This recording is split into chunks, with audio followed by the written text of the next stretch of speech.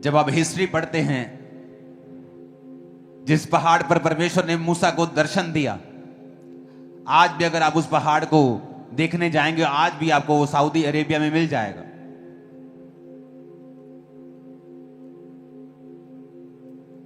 जहां पर नूह की औरत, लूत की औरत खंबा बन गई, वो आपको आज भी जगह मिल जाएगी। जहां नूह की किश्ती रुकी, आपको मिल जाएगी वो जगह। सब जगहें आपको मिल जाएंगी, लेकिन अदन के बाग को अब तक ढूंढा नहीं गया है। क्योंकि अदन का बाग, जिस जगह पर परमेश्वर ने आदम को रखा था, वो कोई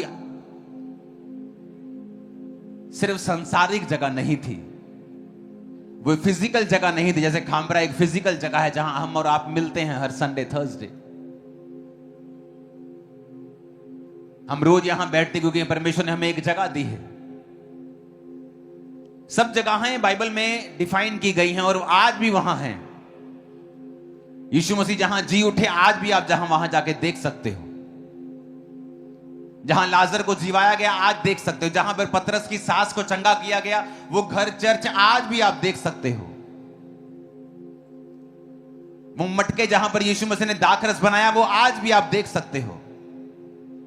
लेकिन अदन का बाग कहां है? कोई इसे आज तक डिफाइन नहीं कर पाया। जहां पर आदम को रखा गया था, परमेश्वर ने आदम को रचा और अदन के बाग में रख दिया। आज तक अदन का बाग कहां है, लोगों को मालूम नहीं।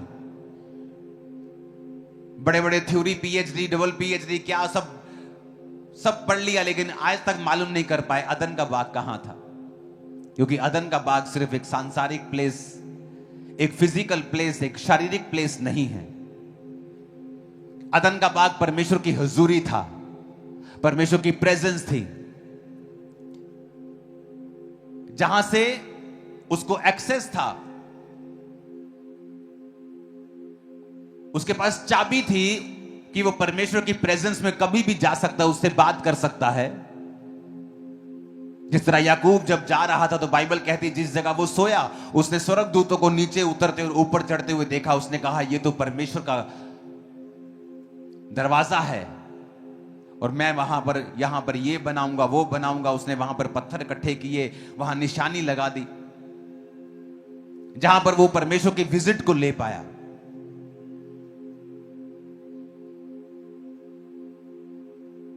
एक बड़ी इंपॉर्टेंट बात जो मैंने पढ़ी एक पुस्तक से, वो ये थे कि परमेश्वर ने उनको जो दिया था वो सिर्फ फिजिकल नहीं था, वो एक सांसारिक जगह नहीं थी, वो परमेश्वर की प्रेजेंस थी।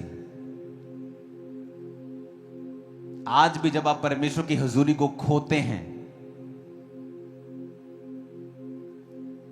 आप बेचैन महसूस करते हैं। जब शैतान आपको पाप की ओर लेके जाता है और आप प्रभु की हुजूरी को खो देते हैं, आप लॉस्ट महसूस करते हैं।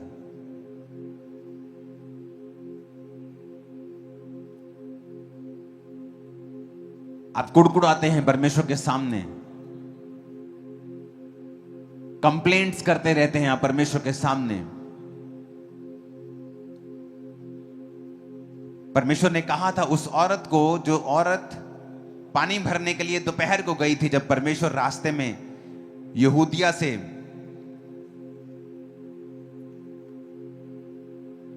गलील जा रहे, तो सामरिया होकर परमेश्वर को जाना जरूरी था। यूहन्ना 4 तो लिखा, वो सामरिया के एक नगर में आया, तो वहां पर कुएं के पास बैठ गया और एक औरत आई और जल भरने लगी दोपहर के समय।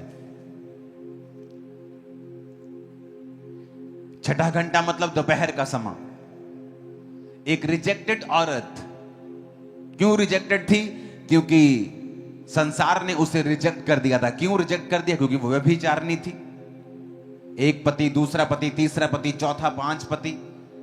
अभी छठे बंदे के पास रह रही, वो भी उसका पति नहीं, तो लोगों ने उसे रिजेक्ट कर दिया था।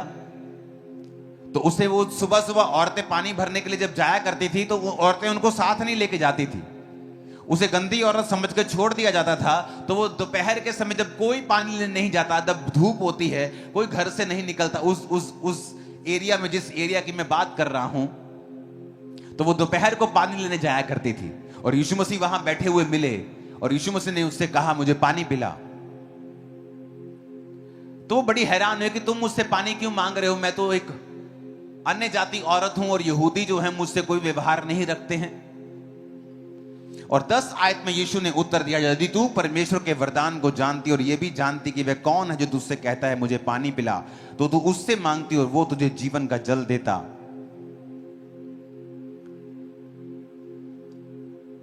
उस औरत ने कहा, प्रभु तेरे पास जल भरने के लिए तो कुछ नहीं है, फिर जल तू कहां से भरेगा, वो तेरे पास कहां से आया?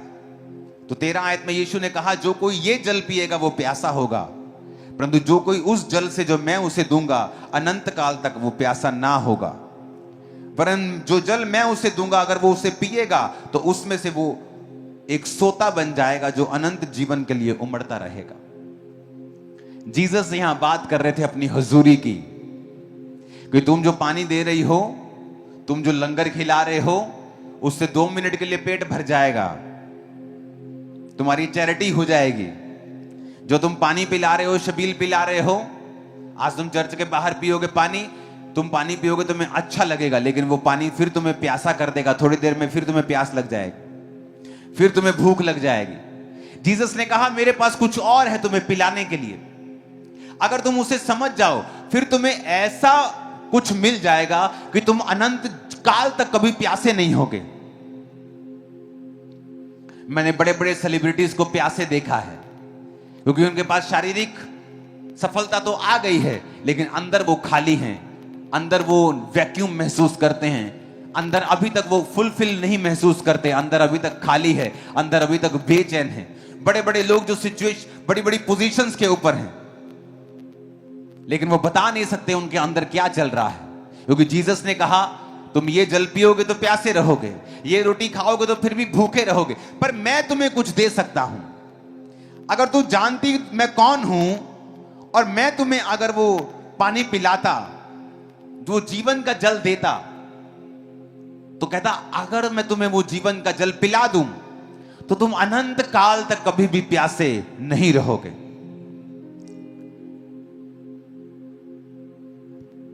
चौदह आयत में लिखा, जो कोई उस जल में से पिएगा जो मैं उसे दूंगा वो अनंत काल तक प्यासा ना होगा, अनंत काल तक प्यासा ना होगा। ऐसा कौन सा जल है?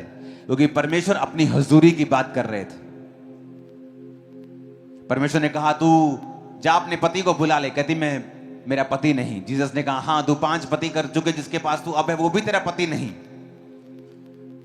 जीसस उससे कह रहे थे कि वो प्रेजेंस जो आदम ने खो दी थी, उससे पहले बीमारियां नहीं थी, आंसू नहीं थे, बेचैनी नहीं होती थी, डिप्रेशन नहीं होता था, गरीबी नाम की कोई चीज नहीं थी, शैतान के अटैक नाम की कोई चीज नहीं थी, दुख नाम की कोई चीज नहीं थी, कंफ्यूजन नाम की कोई चीज नहीं थी, दुख नाम की, आंसू नाम की कोई चीज नहीं थी, डाइवोर्स नाम की कोई चीज नहीं थी।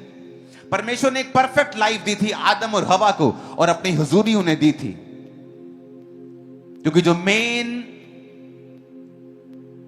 एटमॉस्फेयर जिसमें आदम और हवा को रहना था वो परमेश्वर की हुजूरी थी।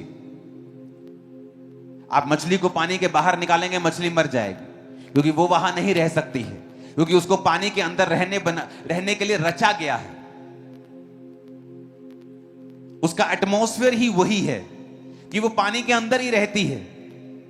पानी के बाहर कुछ मछलियां सांस ले सकती हैं, लेकिन पानी के बिना जी नहीं सकती। मोस्टली 99% मछलियां पानी के अंदर ही सांस लेती हैं और वहीं रहती हैं, अगर बाहर निकालते तो मर जाती हैं, लेकिन वो पानी के एटमॉस्फेयर में जीने के लिए रची गई है। आप लोग रचे गए थे परमेश्वर की हुजूरी के अंदर जीने के लिए। इसलिए जब परमेश्वर की हुजूरी के अंदर लोग जीते थे, आदम जीता था, उसको कोई बीमारी के लिए प्रार्थना करने की जरूरत नहीं थी, आदम को कुछ भी करने की जरूरत नहीं थी, सब कुछ स्मूथ चल रहा था, सब कुछ भला चल रहा था। लेकिन बाइबल कहती जब उन्होंने अपराध किया, पाप किया और परमेश्वर की प्रेजेंस उनकी जिंदगी से चली गई, उसके बाद क्या हुआ? उसके बाद उनकी जिंदगियों में श्राप आए, आदम की संतान ने एक दूसरे को मारा, मर्डर आए, कत्ल आए, अपराध आया, व्यभिचार आया, परमेश्वर की आज्ञा की उल्लंघना करने के बाद वो सब आया जो उनकी जिंदगियों में नहीं होना चाहिए था। जिस तरह मछली की जिंदगी में वो मौत नहीं आ सकती जब तक आप उसको पानी के बाहर नहीं निकालेंगे, क्योंकि वो पानी में रहने के लिए बनाई गई है। जीसस उससे ये कह रहे थे कि मैं अगर तेरे को वो जीवन जल दे दूंगा तो तू प्यासी नहीं रहेगी। तू पति कर चुकी है, तू व्यभिचार कर चुकी है, फिर भी तू प्यासी है, क्योंकि वो औरत क्या अंदर क्या चल रहा था वो औरत को मालूम था। वो खालीपन, वो अकेलापन, वो एक बेचैनी। अगर तू तौबा करे, अगर तू मुझे अपना ले, अपना उद्धार करता, अपना मसीह, तो मैं तुझे वो जीवन जल दूंगा, यानी मैं तेरे जीवन में अपनी हुजूरी दे दूंगा और उसके बाद तू कभी भी प्यासी नहीं रहेगी, तू कभी भी भूखी नहीं रहेगी। वो सारा कुछ तेरी लाइफ में आना शुरू हो जाएगा जो तू मांगती है लेकिन पा नहीं रही। वो परमेश्वर की प्रेजेंस, वो परमेश्वर की हुजूरी, जिसे आज विश्वासी भी खो चुका है, क्योंकि हर वक्त वो कंप्लेंट करता है, हर वक्त कुड़कुड़ाता है, वो भूल जाता है उसकी जिंदगी में जो 400 तरह की आशीषें हैं, और वो कंप्लेंट करता रहता है परमेश्वर से, अगली आशीष के बारे में इंतजार करता रहता है, आगे क्या करना है उसके बारे में सोचता रहता है।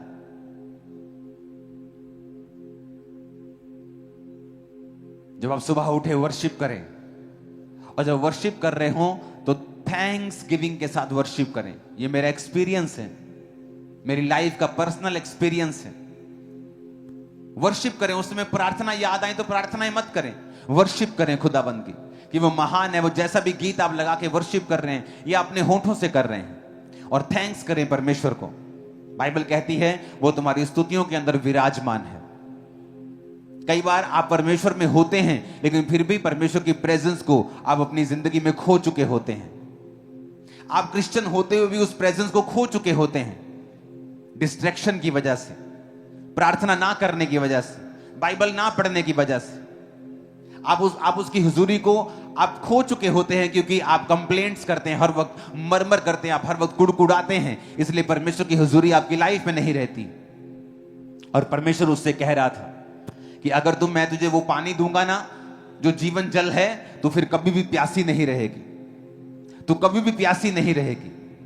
एक क्रिश्चियन होने के नाते परमेश्वर का आनंद, परमेश्वर की ताकत, परमेश्वर की ब्लेसिंग हमेशा आपकी लाइफ पर होनी चाहिए 24 घंटे।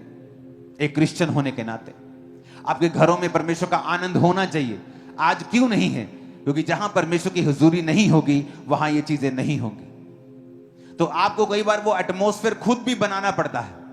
आप मछली लेके आते हैं बाजार से, तो आपको फिश टैंक रखना पड़ता है। अगर आप उस मछली को पालना चाहते हैं तो फिश टैंक में वो पलती, आपको उसके लिए एटमॉस्फेयर तैयार करना पड़ता है। तो परमेश्वर की प्रेजेंस के लिए भी आपको एटमॉस्फेयर रेडी करना पड़ता है। परमेश्वर ने आदम को बनाया, पूरा माहौल बनाया, एटमॉस्फेयर बनाया। उसने सूर्य, चांद, उसने सारा चीजें, सारी पृथ्वी, पेड़ पौधे, जंतु, मछलियां सब बनाया और आदम को बना के उस एटमॉस्फेयर में रख दिया। परमेश्वर आपके जीवन में जब होगा, आनंद होगा, शांति होगी, बरकत होगी, ताकत होगी, कमजोरी नहीं होगी, डर नहीं होगा।